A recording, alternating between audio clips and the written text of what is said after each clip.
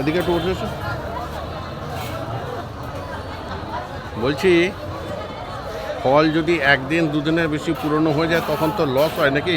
সে loss হলে হতেই পারে, হয় কখনো লাভ হয় কখনো লস হয়, পচে গেলে আরও লস।